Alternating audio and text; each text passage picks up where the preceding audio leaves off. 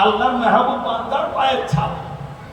তা আপনি ওখানে বলুন না আল্লাহকে, আল্লাহ এই 5 লাখ টাকা খরচ করে তোমার ঘরে জিয়ারত করতে এসে এই ইব্রাহিমের পায়ের ছাপের দ্বারা তোমার বান্দা একজন নবী, এই নবীর পায়ের ছাপের কাছে নামাজ পড়বো আল্লাহ গো। আল্লাহ বলবেন পড়, তোর ইচ্ছা, যদি পড়বি তো হজ কবুল হবে, না পড়বি তো তোর হজ বরবাদ হয়ে যাবে। তাহলে এবার চিন্তা করুন, 5 লাখ টাকা খরচ করে ইব্রাহিমের পায়ের ছাপের কাছে আপনার নামাজ পড়তে হচ্ছে। এইবারে চলে আসুন সাই বাইনা সাফা ওয়াল মারওয়া। এটা কি এখানে কোনো ফেরেশতা দৌড়েছিল নাকি? হজটাকে ভেঙে বোঝাচ্ছে এই সমস্ত ওয়াহাবিরা যে আপনার ঈমান নষ্ট করে। হজ মানে বিরাট কিছু, খালি আল্লাহ আল্লাহ, ডাইরেক্ট আল্লাহ। কিন্তু এর টোটালি যে গ্রাউন্ডটা দেখা যাচ্ছে, আল্লাহর নেক বান্দাদের আমল, আল্লাহর নেক বান্দাদের আমল, আল্লাহর নেক বান্দাদের আমল। হযরত ইব্রাহিম গেলেন। এইবারে সাফা মারওয়া। সাফা মারওয়াটা কি? সাফা মারওয়া দুটো পাহাড়। তার থেকে বড় আমাদের হিমালয় পাহাড় ভারত, তার থেকে বড় আলাস্কা পাহাড়, তার থেকে আপনার আরো যে বড় দার্জিলিং এর পাহাড় সমস্ত রয়েছে। তো সাফা মারওয়া দুটো ছোট পাহাড়। সেই দুটো ছোট পাহাড়ে আল্লাহ রাব্বুল আলামিন বলছেন, যখন তোমরা হজে আসবে এই 7 চক্কর মারবে, এখান থেকে ওখানে, ওখান থেকে এখানে আসতে হবে। কেন?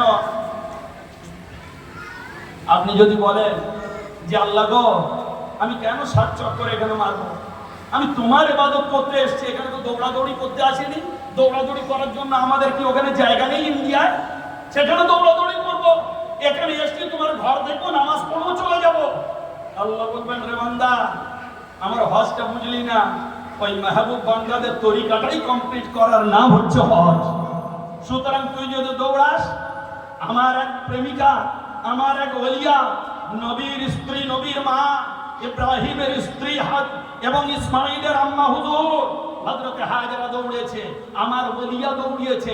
সুতরাং আজ তুই দৌড়া। আজ তোর কাছে পানি থাক বা না থাক আমার দেখার দরকার নেই।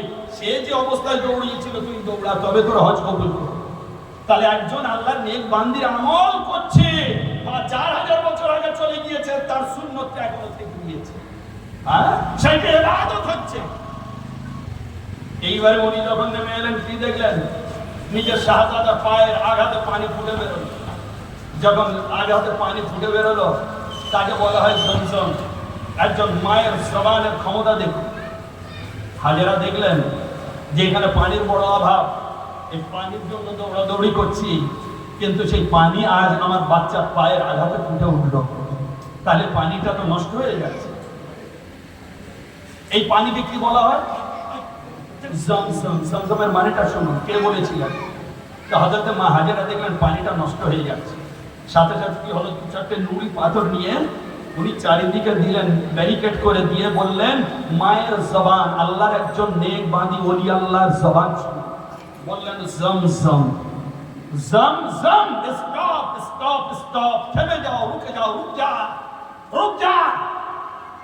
খোদার কসম করে বলছি, 4000 বছর আগে যে জবানে উনি ব্যবহার করেছিলেন, এখনো সেই পানি সেই জায়গায় রুকে আছে। আল্লাহর নবী বলেছিলেন, যদি মা হাজেরা যদি রুক যা না বলতেন, জমজম যদি না বলতেন, তাহলে ওই পানি সারা বিশ্বের নদী সমুদ্রে মিলিত হয়ে যেত, সারা বিশ্ব প্রবাহ হয়ে যেত। তাহলে একজন মায়ের জবানের তাসির দেখুন। তিনি কে? নবী নন, নবীর স্ত্রী, নবীর মা, আল্লাহর ওলি।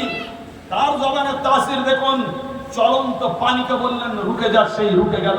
সে পানি কার? না ইসমাইলের পায়ের আঘাতে বেরিয়েছে, হ্যাঁ। আর সেই পানি নিয়ে এসে এখানে খুব আমরা তাজিমের সাথে খাই, তার বরকত যারা আপনার নিয়ে আসে, সেই পানি হযরত ইসমাইলের পায়ের আঘাতের পানি। এটা তাবাররুকা, হ্যাঁ।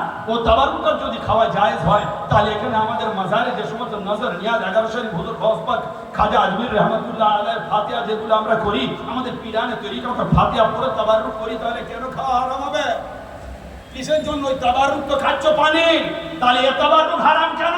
এতে তো কলমা পড়া হচ্ছে, এতে তো দোয়া দরুদ পড়া হচ্ছে, হ্যাঁ। তাহলে আজ ইসলামটাকে কোন দিকে কনভার্ট করে দিয়েছেন দেখুন। আজ ইসলাম, অরিজিনাল ইসলাম নেই। যদি থাকতো তাহলে ফিলিস্তিনের বুকে যখন ইসরায়েল মালাউনরা আঘাত করছে, তখন 56টা সুন্নি দেশ সৌদি আরব গাদ্দার মালাউন সালমান সে কি করছে? ট্রাম্পকে নিয়ে এসে সোনার মেডেল পরাচ্ছে তার মালা। হ্যাঁ, এখন একমাত্র এই ইরান লড়াই করছে। তাহলে বলুন যে ফিলিস্তিনের বুকে যখন এই নাজায়েজ আমেরিকার আওলাদ ইসরায়েল নেতানিয়াহু যখন বম্পিং করছে, তখন এই আরবের সুন্নি আমাদের বাদশাগুলো আনন্দ উপভোগ করছে, নাচ গান করছে, বড় বড় অ্যাক্টার্সদের নিয়ে গিয়ে ওখানে নাচাচ্ছে, আর এদিকে বম্পিং হচ্ছে। আমাদের ভাইরা তারা সুন্নি, ফিলিস্তিনে সুন্নি, গাজায় সুন্নি, সাহায্য করেনি। হ্যাঁ, আর এখন ইরান করছে। ইরানের পাওয়ার আছে, কোনো পাওয়ার থাক না থাক, তাদের ঈমান নিয়ে আমি আলোচনা করব না, কিন্তু তাদের জবান থেকে হযরত মাওলানা আলী মুশকিল কুশার নাম বের হয়, সেই নামের জন্য তারা পৃথিবী বিখ্যাত। যে ইসরায়েল ইতিপূর্বে যখন আনুমানিক 1976 যুদ্ধ হয়েছিল, 56টা মুসলিম কান্ট্রি একা ইসরায়েল 6 দিনের যুদ্ধ ঘুরিয়ে দিয়েছে। আর এখন এক আমেরিকার সাথে পারছে না, এক নাউজুবিল্লাহ এক ইরানের সাথে পারছে না সেই ইসরায়েল। তাহলে এবার চিন্তা করুন, ঈমান বন্দীকে তুমি ড্যান্সিং করবে, আল্লাহর নবীর দেশকে তুমি কলুষিত করছো, তুমি সুন্নি। হ্যাঁ, নাউজুবিল্লাহ, এরকম সুন্নি হওয়ার দরকার নেই। হ্যাঁ, তুমি ওখানে নও সিটি তৈরি করছো, তুমি ইহুদিদের সাথে গলায় গলায় মিলছো। কোরআন শরীফের মধ্যে বলা আছে ইহুদি ও নাসারা ভাই ভাই, খবরদার তোমরা ওদেরকে দোস্তি করো না। আর সব মুসলিম কান্ট্রিগুলো ইহুদির সাথে দোস্তি করে বসে আছে। নিজেদের ভাইদের আপনার যেমন ফুলঝুরি আগুনের মতো ওড়ে, সেই রকম ছোট ছোট বাচ্চাদের মাংস উঠছে, তবু ওদের কোনো কষ্ট হলো না। একমাত্র যদি কষ্ট হয়, একমাত্র যদি কেউ সাহায্য করে, তো সৈয়দ হুমায়ুনি যিনি রয়েছেন উনি করছেন। হ্যাঁ, তাহলে কি করে বলা যেতে পারে যে মাগফিরাত খালি সুন্নিদের হবে, ওদের হবে না? বলুন, এখানেই বিচার করুন, দুনিয়ার বিচার আল্লাহ আপনার জ্ঞান দিয়েছে, করুন। হ্যাঁ, তাহলে আজ এ সমস্ত টুপি পরিয়ে কাজ চলবে না। আর পৃথিবীর মানুষ কেন এত দ্বিধা বিভক্ত হয়েছে, কেন মুসলমানের উপরে এত অত্যাচার হচ্ছে, তার একটাই মাত্র কারণ, আমরা মাওলানা আলীর আদর্শ ছেড়ে দিয়েছি, কারবালার আদর্শ ছেড়ে দিয়েছি, আহলে বাইতের দামন ছেড়ে দিয়েছি, বুজুর্গান নবীর তরিকা ছেড়ে দিয়েছি। সেই জন্য এনাদেরকে ছেড়েছি, অন্যরা আমাদের লাথি মারছে। আর এটা স্বাভাবিক, আমরা পাওয়ারলেস হয়ে গিয়েছি। আমরা মাওলানা আলীর জওয়ানের নাম নিয়ে তো সকলে বলে শিয়া, হোসেন হোসেন করি তো সকলে বলে শিয়া। আজ হযরত ইব্রাহিমের কুরবানি মনে আছে, ইব্রাহিমের আওলাদের কুরবানি কারবালায় আর একটা মাস পরে হবে, সেটা মনে নেই?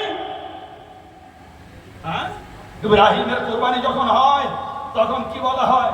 খুব ভালো গরু চাই, যেন একদম কানা না হয়, কান কাটা না হয়, লেজ কাটা না হয়, তুমিও চুল দাড়ি কাটবে না, এগুলো ফরজ নয়, মুস্তাহাব।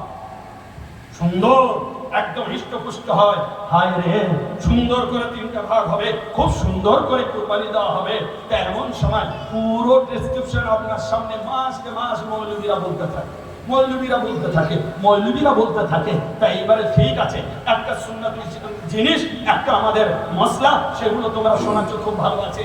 কিন্তু এই কুরবানি, তারপরে ইসমাইল আলাইহিস সালামের আওলাদ হযরত ইমামে হোসেন কুরবানি হবে, সে মসলাটা কথা বলবে। এখানে গরু এত ভালো হওয়া সুন্দর, যেন কান কাটানো হয়, নাক কাটানো হয়, কানা না হয়, খোঁড়া না হয়। কেন ভাই, খোঁড়া হলে তোমার ওই তুলসিরাতে পার হতে কষ্ট হবে না? হ্যাঁ, তো ঠিক আছে, মশলা আছে, ঠিক আছে, মচ্ছ বলো, কিন্তু বাবু ওই কুরবানিটা পশু আজ কেন হলো? আল্লাহ পাক বলছেন ফাদাইনাহু বিযিবহিন আযীম, হে ইব্রাহিম, আমি তোমার ইসমাঈলকে একটা মস্ত বড় ফিদিয়া দিয়ে বাঁচিয়ে নিয়েছি। সে ফিদিয়াটাকে একটা গরু, একটা প্রাণী, পশু, সে নবীর সমতুল্য হতে পারে না। সুতরাং ওটা হচ্ছে একটা উপমা। আমরা যে কুরবানিটা করছি একটা উপমা। এই কুরবানিটা আসল যে কুরবানি, যে ঋণটা শোধ হয়েছে, ওটা হচ্ছে কারবালার মাঠে আশুরার দিন ইমামে হোসেনের দ্বারা। হ্যাঁ, তাহলে আজ এ কথা যখন এইবারে কারবালার চাঁদ উঠবে, হযরত ইব্রাহিমের কুরবানির সময় সব জায়েজ। আর যখন এইবারে হযরত ইমাম হোসেন পাকের চাঁদ উঠবে, তখন সব না জায়েজ। খিচুড়ি করা না জায়েজ, গম করা না জায়েজ, তাজিয়া করা না জায়েজ, ঝান্ডা তোলা না জায়েজ, নজর ফাতিহা দেওয়া না জায়েজ, শরবত বিলি করা না জায়েজ, ওনার শানে কিছু মজলিস করা না জায়েজ। একটু আগে আল্লাহ নবীর কুরবানির জন্য গরু কেমন হবে সেটা তুমি খুব ভালো করে বলছিলে, তখন সব জায়েজ। আর এবার আল্লাহর নবীর আল্লাহ তিনি কুরবানি হয়েছেন, তার জন্য একটু ফাতিহা পড়বো। আল্লাহর নবীর আওলাদের জন্য পানি বিহীন শহীদ হয়েছেন, একটু গম করব, দুপোটা চোখের পানি যদি পড়ে না যায় এবং গম করার দরকার নেই। তো বিয়ে শাদী চলে, বিয়ে শাদী চলে। তাহলে একটাই কথা বলা যায়, ভাই मुहर्रम के चांद में तुम्हें शादी मुबारक हो, और हम हैं हुसैन, हमें गम मुबारक हो, हमें गम मुबारक हो। देख लेंगे वहां हुसैन के साथ कौन उठता है, कौन खड़ा होता है। अल्लाह के हबीब ने फरमाया, मन अहब्बहु फक़द अहब्बनी व मन अहब्बनी फक़द अहब्बल्लाह।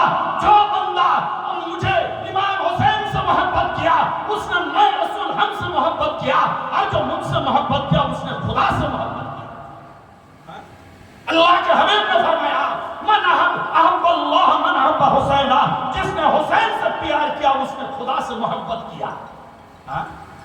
যে হোসেন হোসেন করে সেই খোদার প্যারা বান্দা। একটা ঘটনা বলে আমি বেরিয়ে যাব। এখানে কিতাব এনেছি আপনার মওলানা আশরাফ আলী থানভী এর জীবনী। আশরাফ আলী থানভী ওনার মা, ওনার আব্বার এমন রোগ হয়, কোনো সন্তান হয় না ওষুধ খাওয়ার জন্য।